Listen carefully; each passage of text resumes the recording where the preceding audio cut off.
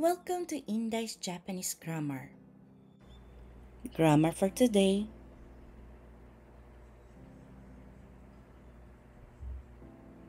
Level N3. So, ang next grammar po natin ay nani-nani rashi. Nani-nani rashi. Hay, na-conjugate po siya as noun rashi. Ito po, noun rashi. Haru rashi. Hay, casual form po siya. Hay, mukhang o kaya naman po parang plus noun. Ganyan po siya, kina-conjugate. Nani-nani rashi. Hay, sa Tagalog, mukhang blah blah. Mukhang blah blah. Hay, parang blah blah. So, example po, may ginawa po tayong example dito. Yung rashi po, pag sinabi pong kodomo rashi, hay, hindi po siya childish. Magiging childlike po siya. Positive po siya. Hindi po siya negative po. So, pag sinabi pong kodomo rashi at sinabi niyo pong childish, peke po kayo. Batten desu ne. Hindi po tama po yan. Hay. So, dito naman po, walang eksaktong salita sa Tagalog. Umiiyak tayo. Hay, kasi mahirap po. Pero pwede po natin gamitin yung parang. Most of time po, ginagamit po natin ang parang sa Tagalog po sa pagta-translate. Pero, meron pa po yan iba pong mga meaning po. So, pag sinabi pong otokurashi, ito ay magiging lalaking lalaki. Hay, ngayon naman po, pag sinabi pong onnarashi, magiging babaeng babae. Hay.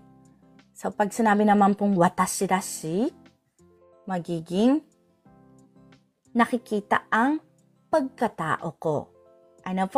So, sa English, shows my personality na po siya. Hay. Pero guys, ingat po tayo sa ating pag-deliver po. Dito po, kapag ang inyong pagkaka-deliver is otokurashi, magiging lalaking lalaki. Ngayon, pag sinabi niyo pong otokurashi, ganyan, medyo, question mark po. Ibig po sabihin, mukhang lalaki. Ganyan, ganyan na po yung dating niya. Hi. So, pwede po siyang gamitin as parang, o kaya naman pwede po siyang maging salita lang po na lalaking lalaki, babaeng babae. Hi, ganyan po siya. Hi. So, go po tayo. Nathaniel-san.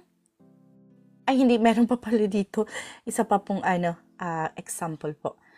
Hay, meron pong kimirashi. Kanina po, watashi rashi. Nakikita ang pagkatao ko, shows my personality. Ngayon, pag ginamit po siya as kimirashi, ito naman po ay nakikita ang pagkatao mo. Kasi yung kimi is you. Anata. Toonanji desu ne. Hay. Kaya, magiging ang meaning niya po is nakikita ang pagkatao mo or show your personality. Guys, ingat lang po tayo guys sa paggamit po ng kimi po. Ginagamit lang po ito na nakatataas para sa mas nakabababa. Huwag po tayong maggagamit ng kimi sa ating mga boss. Pwede po kung close na po kayo. Depende po yun sa closeness nyo po. Kung nagiging close na kayo, parang barkada ng style, yung nagbibiruan na po kayo, pwede nyo pong gamitin din paminsan-minsan po yung kimirashi ne. Kumbaga, ikaw na ikaw talaga, o kaya nakikita ang pagkatao mo. Or, kung ako po yung gagamit po nito, itatranslate ko po siya as, ikaw na ikaw nga, ganyan. Ikaw nga, parang ganyan po. Hay, ganyan ko po siya itatranslate. Hay, so guys, ang explanation ko po dito sa ating sentence na ito, sa grammar po na ito, ginagamit kapag walang kasiguraduhan o kaya na may hindi nakikita yung tinutukoy. Hay. So, ibig po sabihin, haka-haka lang po, or kung ano po yung narinig niya sa iba. So, hindi niya nakita in person. Hay. At with positive impression po siya. Hay, depende sa sentence, nagagamit ito pang chismis. Hay, kasi hindi nyo nga nakita po, tapos mamarites po kayo. So, pang chismis nga po siya. Hi, so go po tayo sa ating example sentence. Yoroshiku onegai shimasu, Nathaniel-san. はい、今日は春らしい暖かい日でした。Hi. So, paano niyo po siya i-express? Parang maganda ang hindi pa haro. Haru.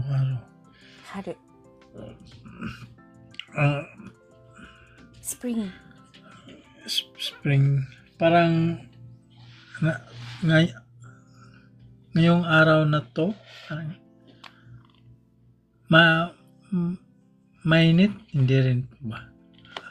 Warm po ang atatakai. Warm, yung Tagalog, ang hirap po kasi. Okay lang po kahit English po. Mahirap po talaga po. May mga salita pong dapat English po yung yung gamitin natin kasi yun po yung mas tumpak pong meaning. Tulad po ng atatakay. Today was a very warm sprinkle day. Hindi magaling si Inday. Ang panahon niyan ay mainit-init. Hi, mainit-init. Warm po. Ano po? Parang spring. Parang spring. Hi. Hi. So, nandes. O nga, wala po tayong enter parenthesis today. Hi. So, titingnan po natin siya word by word po. Sandali lang po. Ano po?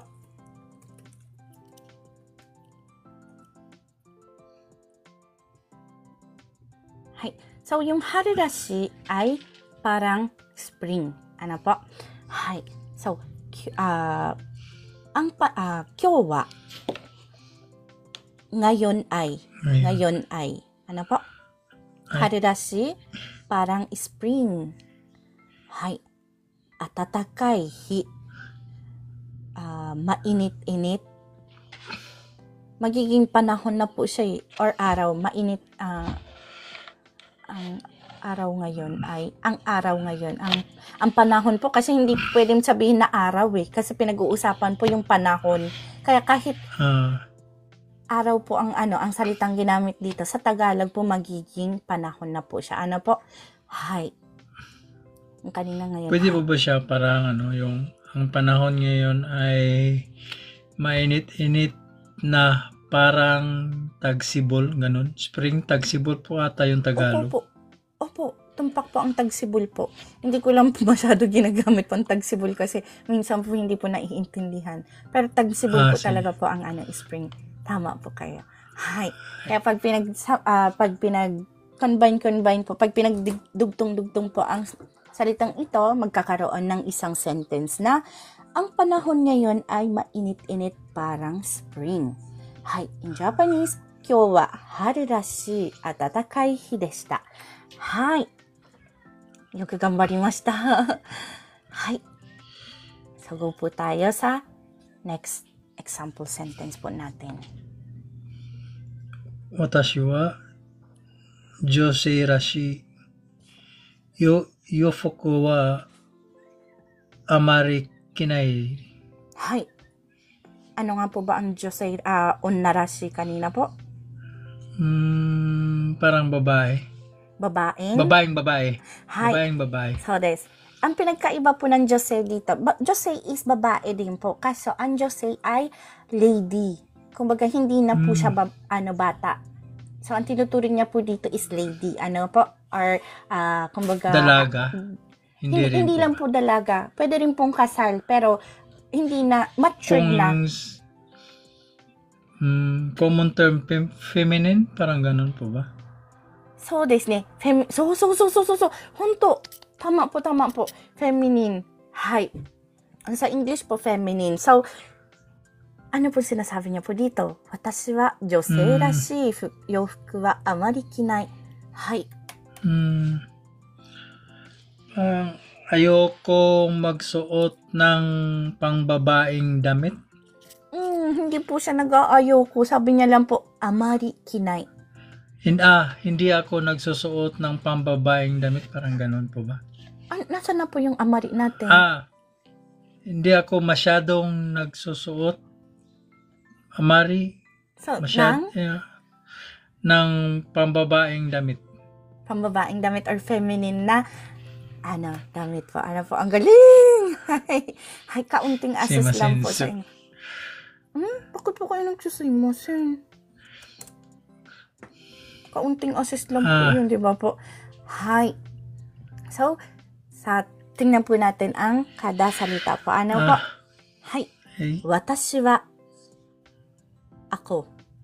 Josei rashi pambabaeng yofuku wa damit ng amari masyadong kinay nagsusuot. Hindi nagsusuot. Kasi yung root word po ng kinay is kiru. Ibig po sabihin nagsusuot. Hay, suot po. Ano po? So, pag negative form po siya, kinay, magiging hindi nagsusuot. Nagsusuot. Hay. Wakarimashita. Hay, pag pinagdikit-dikit po ang salitang ito, magkakaroon ng isang sentence na hindi ako masyadong nagsusuot ng pambabaeng damit. Hay. Pambabae o kaya naman po pwede po yung feminine, medyo feminine na damit, Hay, pero hindi niya tinutukoy na hindi siya nagsusuot. Kung hindi ako masyadong. Nagsusuot din siya paminsan-minsan. Yan po yung tinutukoy niya po sa sentence na ito. Hay, arigatou gozaimasu. Arigatou gozaimashita. So, kukuha. Hanggang dito lang po yata po ang natin, example sentence po natin. Meron po tayo pong katanungan. Wala po. Daijoubu, honto? Hay. Wakarimashita. Arigatou gozaimashita. Mata yoroshiku onegai Arigatou itashimasu. gozaimashita. Mata yoroshiku onegaishimasu. Yoroshiku onegaishimasu. Ito po ay cut out from our free entry lesson class. Sa taong 2025, may free entry lesson class po tayo tuwing MWF at 8 p.m. Japan time. Minsan, may extra class po tayo ng Saturday. At kapag meron, ay aking ina-announce ng umaga ng Sabado. Para po sa gustong sumali, please follow me and stalk me sa araw na aking nabanggit. Thank you for watching and please continue supporting me, follow me, and share my videos for more contents. Maraming salamat po. Hanggang sa muli.